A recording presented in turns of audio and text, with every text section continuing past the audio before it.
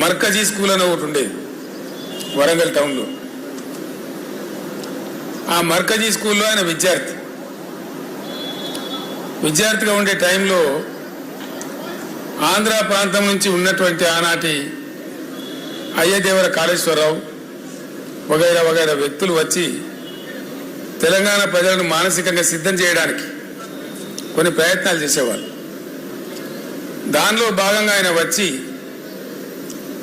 మీ తెలంగాణ భాష మొత్తం చెడిపోయింది, కులిపోయింది, మీ తెలంగాణ భాషలో బాగా ఉర్దూ ఉంటుంది, మీది స్వచ్ఛమైన తెలుగు కాదు అని ఒక హేళన చేసినట్టుగా మాట్లాడుతూ మీరు సంస్కరించబడాలి, మిమ్మల్ని సంస్కరించడానికి మేము ఆంధ్ర ప్రాంతం నుంచి వస్తాం అంటే వీళ్ళు లేచి జై తెలంగాణ అని చెప్పి పిడికిలు బిగించి రాళ్ళు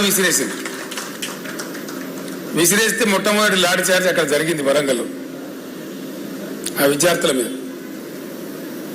అంతకుముందు కూడా ఖమ్మంలో కొంత జరిగింది, కానీ ఇది తెలంగాణ ఏర్పాటు అయిన తర్వాత ఖమ్మంలో జరిగింది.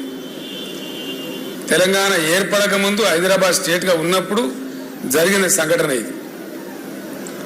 అక్కడి నుంచి ఆయన ఏ రోజుకైనా సరే తెలంగాణ తన అస్తిత్వాన్ని కోల్పోకూడదు, తెలంగాణ తెలంగాణగానే ఉండాలి అని మనసులో పూర్తిగా బాగా సంకల్పం తీసుకొని ఆయన జీవితకాలం అంతా కూడా పనిచేసిండు. ఎట్లా చూస్తే అట్లా, ఆయనకి ఎంత చేతనైతే అట్లా.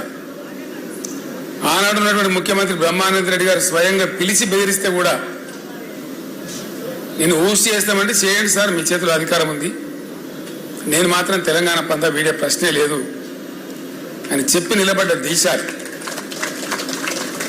అట్లా ఇంక అనేక సందర్భాలు, అనేక బెదిరింపులు, అనేక ఇది. ఒక తీయటి అనుభవం ఏంటంటే వారితోని వారు ఎంత అన్కాంప్రమైజ్డ్, ఎంత రాజీ లేని పోరాట పంద ఉన్న వ్యక్తి అంటే, సరే జరిగింది, జరుగుతూ వచ్చింది, చరిత్ర అంతా జరిగింది, విలీనమైంది. విలీనం టైంలో సిటీ కాలేజ్ దగ్గర 7 విద్యార్థులను చంపేసినారు కాల్పులలో, అవన్నిటికీ సాక్షి ఆయన. తదనంతరం తెలంగాణ ఉద్యమం కోసం కూడా పరితపించిన వ్యక్తి. 69లో ఉద్యమం వచ్చింది, చాలా ఉవ్వెత్తున ఎగిసిపడ్డది. చాలామంది పెద్దలు పోరాటం చేసినారు, వాళ్ళని కూడా మనము సదా స్మరణీయులు. వాళ్ళు నా ముందు కూర్చున్నారు విజయసింహారెడ్డి గారు, నల్గొండ నాయకులు.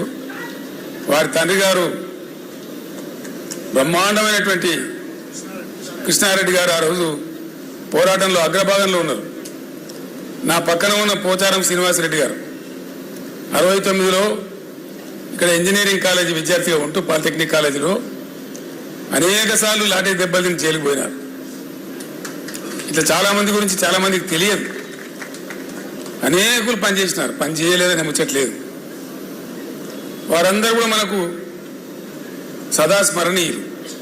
వాళ్ళందరికీ మనం చేయెత్తి మొక్కాల్సిందే.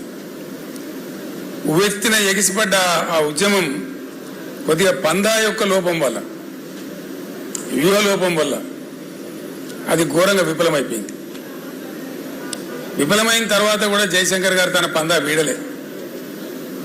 ఆయన రాస్తూనే ఉన్నాడు, సమీకరిస్తూనే ఉన్నాడు, ప్రతి సంవత్సరం బడ్జెట్లు అనాలిసిస్ చేస్తూనే ఉన్నాడు, తెలంగాణకు జరిగే అన్యాయాలని రికార్డు చేస్తూనే ఉన్నాడు. ఆ రోజుల్లో కంప్యూటర్ ఉండేది కాదు, కంప్యూటర్ వచ్చేదాకా, కంప్యూటర్ వచ్చిన తర్వాత కూడా ఆయన రికార్డు చేస్తూనే ఉన్నాడు. చేసి జరుగుతూ ఉండే. నేను అడిగిన ఒక రోజు, జయశంకర్ గారు 69లో ఘోరమైన వైఫల్యం వచ్చింది కదా, ఇంకో విచిత్రమైన విషయం మీకు గుర్తు చేయాలి నేను. ఇవి అవసరం, మనకు తెలియాల్సిన అవసరం ఉంది. మీరంతా ఈ స్టేజీ పైన కానీ కింద కానీ అతి ముఖ్యమైన నాయకులు ఉన్నారు కాబట్టి ఈ విషయం నేను మీతో పంచుకోవాలనుకుంటా ఉన్నా. 69 ఉద్యమంలో ప్రధానమైనటువంటి అంశం ముల్కీ రూల్స్, చాలా ప్రధానమైన అంశం. ఆనాడున్నటువంటి యువకులు, చదువుకుంటున్న విద్యార్థులు, ప్లస్ ఉద్యోగులుగా ఉన్నటువంటి వాళ్ళు, మన టీఎన్జిఓలు, వాళ్ళు కూడా బాగా హైలైట్ చేసి కొట్లాడిన విషయం ఏంటంటే ముల్కీ రూల్స్. మేము చదువుకుంటే ఏం లాభం, మా ఉద్యోగాలు మాకు వస్తలేవు కదా, తస్కరించబడుతున్నాయి కదా అనేది మేజర్. నీళ్ళ విషయంలో అప్పుడు కాలాలు కొంచెం బాగుండేది, వర్షాలు బాగా కురిసేది. ఈ మన మన మన ఉద్యమ ప్రస్థానంలో జరిగిన ప్రస్తావన తక్కువ ఉండేది అప్పుడు, కానీ ప్రధానంగా ముల్కీ రూల్స్ మీదనే ఉండేది. ఒక విచిత్రమైనటువంటి పరిస్థితి ఏంటంటే ముల్కీ రూల్స్ పేరిటనే అసలు అందులో పాల్గొన్న వాళ్ళు చెప్తే కళ్ళకు నీళ్లు వస్తాయి మనకు. రాజ్భవన్ గేట్ ఎదురుగా ఒక సంఘటన, వాళ్ళు బుల్లెట్లు కొడతా ఉంటే వీళ్ళు రాళ్ళు కొడతా ఉన్నారు, చచ్చిపోతున్నారు. ఇంద్రవల్లిలో గిరిజనులు ఏ విధంగా కొట్లాడినరో, పోలీసు తూటా వస్తా ఉంటే మరో 10 మంది ఉరుకుతా ఉన్నారు తూటాకు ఎదురుగా. తూటా వస్తుంది, నేను చస్తా అని తెలిసి కూడా. అంత ఆవేశపూరితంగా ఉద్యమం జరిగింది. చచ్చిపోయినారు, 8-9 మంది చచ్చిపోయినారు ఆ రైలు పట్టాల మీద పడి, రాజ్భవన్ ఎదురుగానే. అంత బాగా జరిగింది. సరే, ఉద్యమం సమసిపోయింది, తెలంగాణ రాలేదు. ఉద్యమ సందర్భంలో కొత్త పొటమరింపు. ఉద్యమం అయిపోయిన తర్వాత పివి నరసింహారావు గారిని ముఖ్యమంత్రి పెట్టినారు. పివి నరసింహారావు గారు ముఖ్యమంత్రిగా ఉన్నారు. ఆయన కూడా తెలంగాణ బిడ్డ. ఆయన 2 రాష్ట్రాలు కలవాలని ఉండి ఆయనకు పాపం విశాలాంధ్రలో ఏదో గొప్ప జరుగుతుందని ఆయన కూడా ఆశపడ్డాడు. కానీ మోసం జరిగింది, ఆయన మనసులో ఉంది.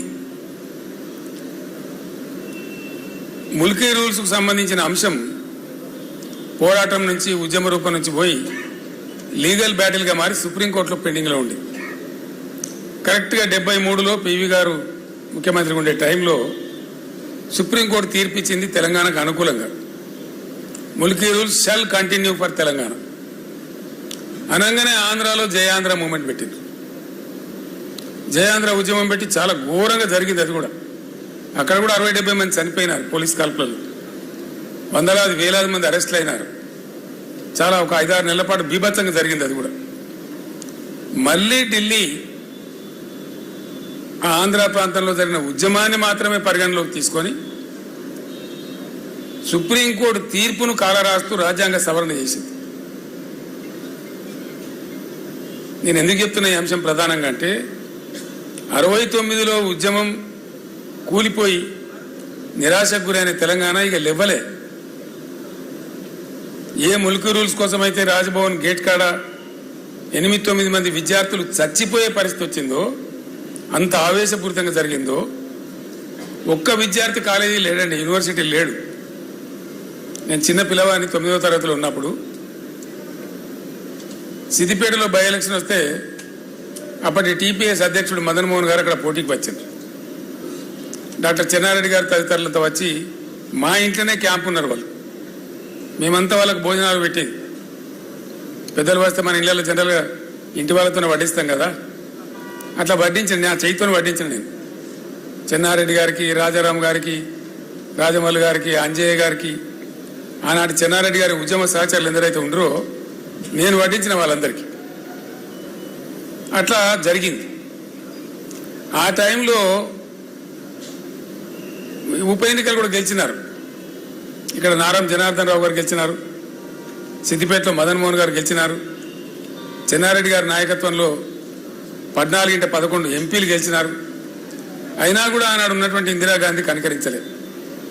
కానీ మళ్ళీ అదే ఆంధ్ర ప్రాంతంలో ఉద్యమం వస్తే సుప్రీంకోర్టు తీర్పును కూడా కాలరాసి కర్కశంగా రాజ్యాంగ సవరణ చేసి ముల్కీ రూల్స్ను రద్దు చేసినారు.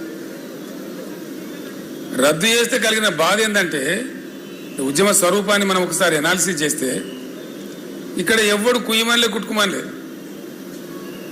అంత నిస్తేజం అయిపోయింది తెలంగాణ. అసలు మాట్లాడిన లేడు.